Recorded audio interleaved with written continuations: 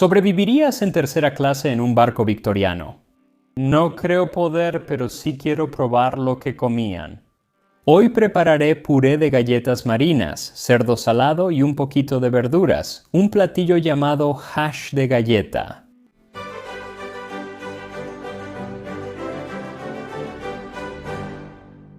En este canal he hecho una serie completamente sobre el Titanic y sinceramente muchos de ustedes probablemente me conocieron así.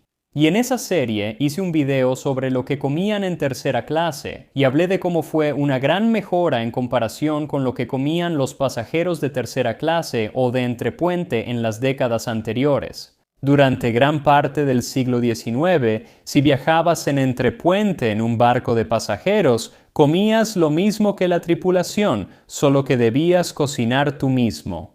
En 1874, a bordo del Northumberland rumbo a Australia, Joseph Sams escribió la tercera clase. Reciben sus raciones y tienen que preparar su propia comida, llevarla a la cocina y después recogerla y llevarla a su comedor. Las raciones variaban según el tiempo en el mar, pero en 1855 el Parlamento británico aprobó la Ley de Pasajeros, fijando un estándar mínimo de trato en barcos de pasajeros. En cuanto a la comida, los mínimos incluían harina, avena, arroz, chícharos secos, papas, sal, carne de res y cerdo, té, azúcar, mostaza, pimienta, vinagre y muchas galletas marineras o bizcocho duro. Solo si navegabas por más de 84 días te daban mantequilla, pasas, cebo, carne preservada y jugo de lima para evitar el escorbuto. Entonces también podrías tener acceso a algunas verduras frescas de vez en cuando, principalmente justo después de entrar al puerto. Ahora, como solo comían estas raciones, en realidad no existen menús reales de esta época para la tercera clase. Hay muchos menús para primera y segunda clase, pero realmente no hay ninguno para tercera clase hasta un poco más adelante. Así que, al decidir exactamente qué platillo preparar, quise recurrir a un libro de cocina que fue escrito para marineros que cocinaban en estos barcos. El libro Cocina para Marineros, publicado en 1894, incluye una receta que usa muchos de los ingredientes de esta ración llamada hash de galleta. Cocina de carne fría. Ingredientes: 6 lbs de galletas remojadas, 2 lbs de res salada fría o cerdo. Media libra de grasa, 2 cebollas, una zanahoria cocida, un nabo cocido, una cucharadita de pimienta, una cucharadita de especias mixtas. Método: pica finamente la carne, las cebollas y las verduras. Exprime bien el agua de las galletas y pásalas por un colador de malla gruesa. Agrega todos los demás ingredientes y mezcla bien. Vierte la mezcla en un molde. Dórala en un horno moderado hasta que esté firme. Corta en cuadros y sirve. Así que esta no es una comida glamurosa y francamente con esa proporción de muchas galletas de barco y muy pocas especias voy a suponer que este no es un platillo particularmente sabroso. No elijas las galletas de barco como artículo gratuito, tendrás que hacerlas tú mismo. Así que para hacer eso vamos a empezar reduciendo mucho esta receta porque hace suficiente bueno para alimentar a una tripulación, así que la vamos a reducir a aproximadamente una cuarta parte y aún así va a ser mucha comida. Estas galletas de barco o galletas navales eran pan duro y seco, sobrehorneado, que duraba meses en el mar o años en tierra. En el ejército estadounidense se les decía hardtack. Ya las preparé antes en el canal y hay un video. Aquí tienes un recordatorio. Usa 3 libras, 1.4 kilogramos de harina de trigo integral. Añade 2 cucharaditas de sal y 1/4 de galón de agua para unir la masa. Luego tienes que amasarla hasta que ya no puedas amasarla más. Honestamente no puedes amasar esto demasiado. Al menos 20 minutos, tal vez incluso más. Divide la masa en 18 partes, haz una bola con cada una y extiéndelas en discos de 1/4 de pulgada de grosor. También puedes extender mucha de la masa y luego usar un cortador de galletas para cortarlas. De cualquier manera funciona. Ponlas en una bandeja para hornear y luego hazles algunos agujeros en la parte superior, igual que harías con una galleta salada. Así se hornearán parejo y no se inflarán. Hornéalas a 300 grados Fahrenheit, 150 grados Celsius por 3 horas. Después baja la temperatura del horno a 200 grados Fahrenheit, 95 grados Celsius o lo más bajo que permita. Y vas a hornear por otras 3 o 4 horas, o hasta que estén prácticamente duras como una roca. En ese punto puedes medir 1,5 libras, unos 680 gramos y luego romperlas, aunque son muy duras. A menudo se les decía rompemuelas por su efecto en los dientes. Por eso hay que remojarlas en agua, pero antes deben partirse en trozos. Debes golpearlas con un martillo o rodillo pesado y para que no salgan volando, ponlas en una bolsa o envuélvelas en un trapo.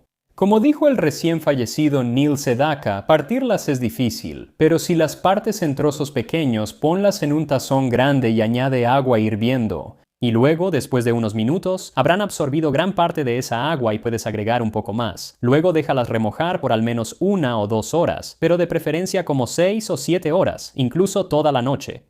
Una vez que estén bien suaves, dice que las pases por un colador grueso. Yo usé un colador y de hecho sí funcionó. Me sorprendió un poco, pero también fue realmente un dolor de cabeza. Terminas con un polvo húmedo de galleta que al unirlo parece crema de cacahuate, pero con solo 1% de sabor. Para el sabor de este platillo, no buscamos las galletas marinas, sino otros ingredientes de la receta. Eso sería media libra o 225 gramos de cerdo salado o tocino funcionarán, un cuarto de taza o 55 gramos de res, jugos de carne o cebo, media cebolla, zanahoria pequeña o cuarto de grande, cuarto de nabo, cuarto de cucharadita de pimienta y un cuarto de cucharadita de especias mixtas. Esto suele ser una mezcla de canela, pimienta gorda, nuez moscada, jengibre, cilantro y clavo. Usé todas, pero solo necesitas una pizca de cada para llegar a un cuarto de cucharadita. Pide que piquen finamente la cebolla, zanahoria y nabo. La zanahoria y el nabo deben cocerse y la cebolla va cruda. Yo herví la zanahoria y el nabo solo unos minutos hasta que suavizaron. La receta indica picar fino el tocino salado, pero no dice cocinarlo. Sin embargo, el platillo irá al horno un tiempo. Pero no creo que sea suficiente para cocinar bien el tocino salado, al menos no como a mí me gustaría, y el tocino salado poco cocido simplemente no me apetece. Decidí poner el mío en un sartén caliente y cocinarlo unos minutos hasta que doró. Después mezclamos todo. Las galletas desmenuzadas, las verduras cocidas picadas y la cebolla cruda picada, luego la carne de cerdo cocida picada, la mezcla de especias y la pimienta junto con el cebo. Y hice esto en 2 fases para asegurarme de que todo estuviera bien mezclado. Repite agregando todo, mezcla y coloca el picadillo en un refractario alisando la superficie. Luego, la receta dice que vas a hornear esto hasta que esté dorado por encima, pero como ya está dorado por encima, eso no ayuda mucho. Decidí hornearlo a 350 grados Fahrenheit, 175 grados Celsius, por 30 minutos. Mientras tanto, agradecería que te suscribieras a Tasting History. Definitivamente ayuda al canal mientras volvemos al siglo XIX y salimos al mar para cuestionar si el entrepuente era tan mala como creo. Entonces, ¿qué significa exactamente el entrepuente? Bueno, originalmente en realidad se refería al área cerca del aparato de dirección del barco, el timón. Era la zona más ruidosa y estrecha del barco, por eso era el boleto más barato. Cuando llegaron los primeros barcos de vapor, aún con velas, el entrepuente solía ubicarse en la parte delantera o baja del barco, zonas con más movimiento y sin luz natural. Cuando trabajaba en un crucero, mi camarote estaba al frente y abajo del barco, pero en un crucero moderno no se siente tan mal. En esos barcos antiguos no era bueno.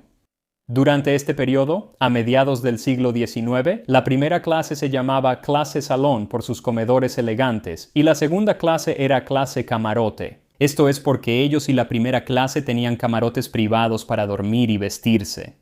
Eso significaba que la tercera clase no accedía a ese beneficio, pues solo tenían hamacas o, si había suerte, literas en el barco. Estas literas se armaban rápidamente con tablones toscos. Parecían más casetas para perros que otra cosa, especialmente porque el lugar era tan sombrío y oscuro. Solo entraba luz por las escotillas de proa y popa, cubiertas con casetas llamadas tambuchos. Casi siempre la litera no tenía ropa de cama, así que si querías almohada o cobija, debías llevarla. Deja tu edredón grande en casa porque no hay mucho espacio. Las literas estaban ventiladas, pero eran estrechas y oscuras. La distancia entre nuestras literas para poder vestirnos es de 2 pies de ancho y 6 pies de largo, tan estrecha que solo uno puede vestirse a la vez, e incluso en este pequeño espacio tenemos que apilar parte de nuestro equipaje. Una de mis descripciones favoritas de la tercera clase es de Robert Louis Stevenson, autor de La Isla del Tesoro, quien viajaba en segunda clase. Cuando era joven, viajó en el vapor Devonia por el Atlántico. Seguramente podría haber pagado primera clase. Venía de una familia bastante acomodada, pero decidió viajar en segunda clase, en parte para ahorrar dinero, probablemente, y en parte para aumentar el sentido de aventura y para tener mejor acceso a la clase de tercera, que visitaba con frecuencia. Dijo que la tercera clase tiene 8 compartimentos de 16 literas con 4 abajo y 4 arriba en cada lado. Por la noche, el lugar solo se ilumina con 2 faroles, uno por mesa. Difícil imaginar algo más lúgubre. Desde las literas oscuras, los ruidos de los enfermos formaban un coro casi animal, realmente enfermos. Algunos realmente estaban enfermos con padecimientos que traían consigo, a pesar de que normalmente pasaban por exámenes médicos antes de abordar, pero muchas personas también solo estaban mareadas porque estos barcos se movían mucho. Súmale a eso el hecho de que apestaba porque muy seguido los pasajeros de tercera clase tenían que compartir 1 o 2 pequeños retretes entre quizás 100 personas y no había duchas ni baños. Por lo general, solo había una sola palangana en la cubierta superior que tenía suficiente agua para que pudieras lavarte la cara y tus rincones, y eso era todo. Ya para finales del siglo XIX empiezas a ver algunos baños decentes, o al menos más acceso a lavabos, pero en esos primeros transatlánticos era asqueroso. Bajar con el estómago vacío a la tercera clase era una aventura que requería valor. El hedor era atroz. Cada respiración sabía en la garganta como algún tipo horrible de queso, y el aspecto sórdido del lugar se agravaba por tanta gente metiéndose en su ropa en la penumbra de las literas. Otra cosa que te enfermaba o daba arcadas eran las ratas. Por varias noches, las ratas han molestado a los pasajeros de nuestra cabina, incluso entrando a nuestras camas. Y esta noche nos despertó una señora gritando, quien, al estar despierta, vio una rata caminando sobre la pared divisoria encima de su cabeza. Las ratas, aunque no se limitaban a la tercera clase, podían moverse por todo el barco, a diferencia de las personas. Stevenson y los de segunda clase podían visitar la tercera clase, pero no al revés. En esos primeros barcos, la división de clases era solo una cuerda o partición. No era como en el Titanic, donde todos estaban separados en diferentes cubiertas. De hecho, Stevenson comenta sobre esta falta de una división adecuada. Puedes oír a los pasajeros de tercera clase enfermos, el ruido de platos de hojalata mientras comen y los distintos acentos al hablar. El llanto de sus hijos asustados por la experiencia o el sonido seco de la mano de los padres al reprenderlos. Es interesante leer sus escritos, ya que aunque se esfuerza por conocer a la gente de tercera clase y ver cómo era su vida y de alguna manera compadecerse de ellos, no puede evitar que muchos de sus prejuicios se filtren en sus escritos. Como cuando escribió: en tercera clase hay hombres y mujeres, en segunda cabina, damas y caballeros. Ahora voy a vomitar. Ahora, obviamente, igual que las aerolíneas hoy en día, la experiencia podía variar muchísimo dependiendo de la compañía, la antigüedad del barco o a dónde iba, en qué parte del mundo realmente estaba navegando.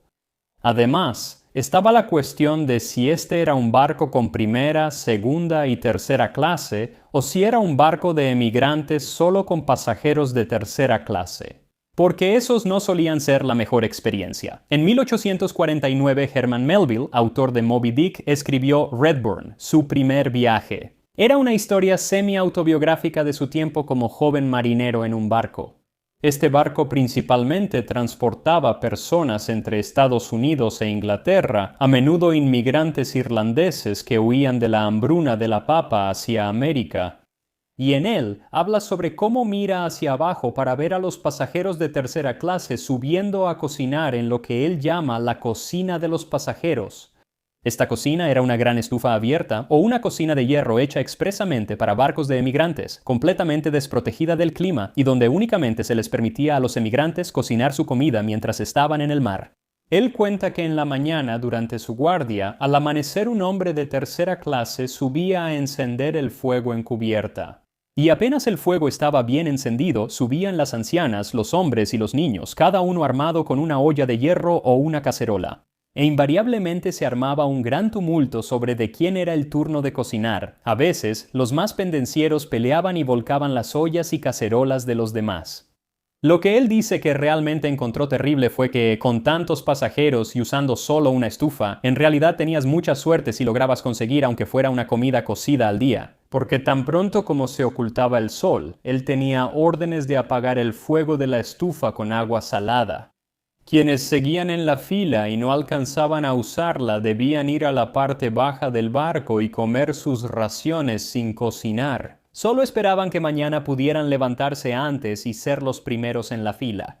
Parece que era una organización mucho mejor en los barcos que tenían primera, segunda y tercera clase, porque había una cocina dedicada en la parte baja del barco que estaba mucho mejor equipada para que la usaran los pasajeros de tercera clase. Pero esto traía sus propias dificultades, porque tenías que ver cómo se preparaban los maravillosos platillos para la primera y segunda clase junto a tu papilla. La primera clase vive como reyes y es molesto ver todos los pasteles. Cosas buenas pasan frente a ti de la cocina al salón principal. Y aunque la experiencia de tercera clase mejoró mucho cuando líneas como Cunard y la White Star Line empezaron a construir los enormes transatlánticos que asociamos con el Titanic, eso no significa que todos los barcos recibieran esa mejora de inmediato. Hasta 1913, un año después del hundimiento del Titanic, muchos pasajeros de tercera clase vivían experiencias similares a las de sus abuelos. Tras guardar la carga y cubrir la escotilla de proa, los pasajeros de tercera clase se preparaban para la noche y sacaban su ropa de cama y utensilios. Algunos comen arroz, otros gachas de maíz, pero todos usan los dedos. En algún lugar se proporciona una fogata donde pueden cocinar su comida y hay abundante agua disponible en una llave cercana.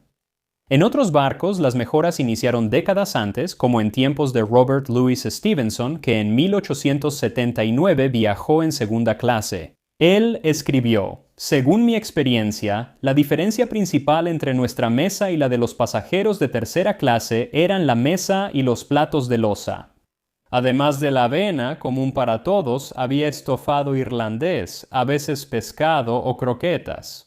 La cena de sopa, carne de res asada, carne salada hervida y papas era, creo, igual para tercera clase y segunda cabina. Escuché rumores de que nuestras papas eran de mejor marca.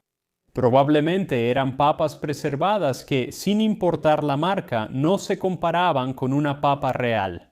Me hubiera gustado conseguir la papa preservada con patente Edwards que muchos transatlánticos de la época llevaban. Pero por desgracia parece que cerraron hace mucho tiempo, así que solo voy a comer un poco de puré de papas común junto con mi cuadrado de hash de galleta del libro Cocina para Marineros. Y aquí estamos. Un hash de galleta y papas, típico de la tercera clase en un transatlántico victoriano.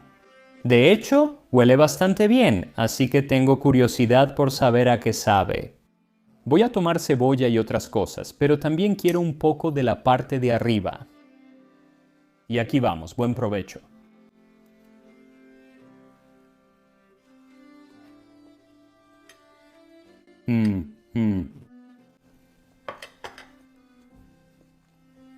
No está muy bueno.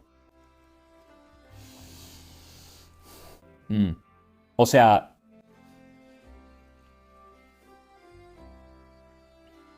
si tuviera mucha hambre, creo que si le pusieras un montón de salsa estaría bien. El problema es como que se convierte en una especie de pasta en tu boca. La textura la dan las cebollas, que afortunadamente están crudas y aún crujen. El problema es que con esa enorme cantidad de galleta y esa pequeñísima cantidad de especias mixtas y solo una pizca de pimienta, bien podrías haberlo dejado fuera. Es un insulto para las especias haberlas puesto ahí. Simplemente está súper insípido. Ya sabes, era tercera clase, así era. Aunque lo loco es que, aunque era tercera clase, los boletos aún costaban mucho. Equivalía a medio año de salario para un trabajador promedio. Y tú tienes que hacer la comida. No está genial. aunque no es lo peor que podría comer, ya que había una clase aún más baja que la tercera clase. Aprendí sobre esto mientras investigaba para el video, y resulta que en algunos barcos en algunas partes del mundo, en ese tiempo, en viajes cortos de menos de una semana, básicamente existía una cuarta clase conocida como pasajeros de cubierta. Eran personas con boletos solo para la cubierta. No importaba si estaba lloviendo o había tormenta, de día o de noche, tenían que quedarse en la cubierta. Y Rudyard Kipling de hecho menciona algo sobre lo que estaban comiendo cuando hizo un corto viaje de Rangún a Singapur. Sé que nuestros pasajeros de cubierta comían lujosamente con vísceras que pedían al mayordomo, sazonadas con polvo para insectos para alejar hormigas. ¿Quién soy yo para quejarme del guiso de galleta? No voy a comerme el resto. Qué bueno que no hice todo. Habría desperdiciado mucha comida. Yo odiaría eso. En fin, no lo hagan. Hagan otra cosa. Es divertido leer y aprender sobre esto. Nos vemos la próxima vez en Tasting History.